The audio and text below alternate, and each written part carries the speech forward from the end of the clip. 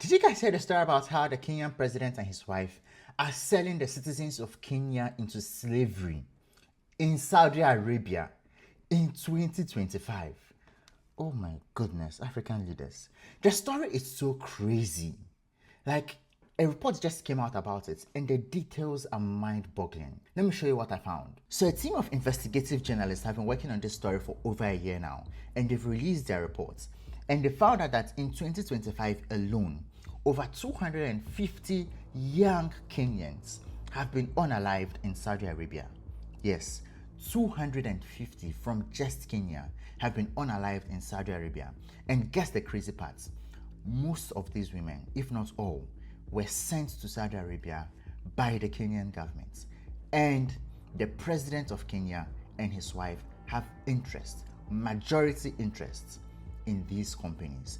And not only are they making it easier for these Kenyans to be unalived in Saudi Arabia, they are also making it harder for the families of these Kenyans to find justice for their loved ones. So I don't know if you remember earlier this year in July, young Kenyans hit the streets to protest against unemployment, corruption, and lots of other things. So as a response to that protest, I guess the government of Kenya decided to ship a buttload of them out of Kenya into other countries as foreign domestic workers and cheap labor and all of that stuff. Now, the result of this is the Kenyan government is pitching countries like Saudi Arabia hard on how cheap and easy it is to hire Kenyans.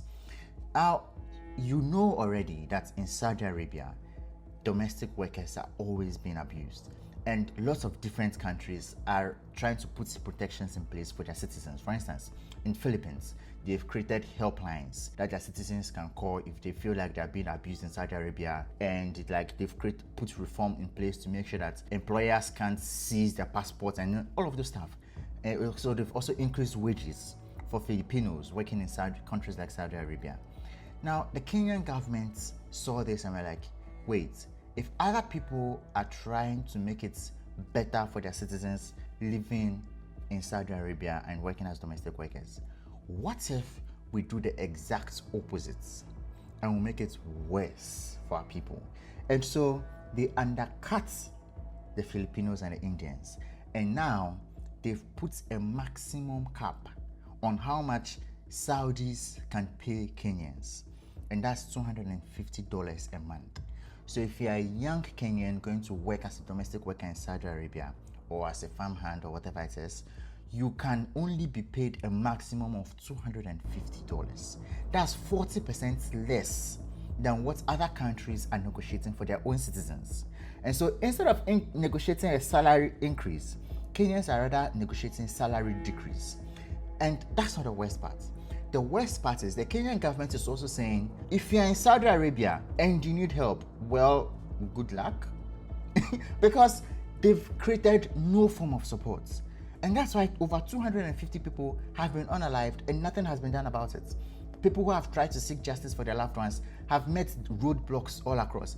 And the people who are investigating this story, they said when they spoke to the minister and all the other people who are responsible for protecting these young Kenyans who are working in Saudi Arabia, do you know what they were told? They were told that the Kenyan women were unalived because they were disrespectful and they behaved as dogs. Oh God. This is your own minister, appointed by your own government. There's a story of a woman who, after she was unalived, they did an autopsy and found that she was electrocuted. She was electrocuted. There's another woman who was found inside a water tanker. Another one was found with broken ribs.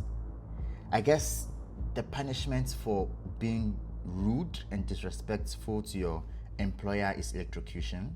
I don't know what's going on in Kenya. So this video is getting really long, so I'm just going to post a part 2.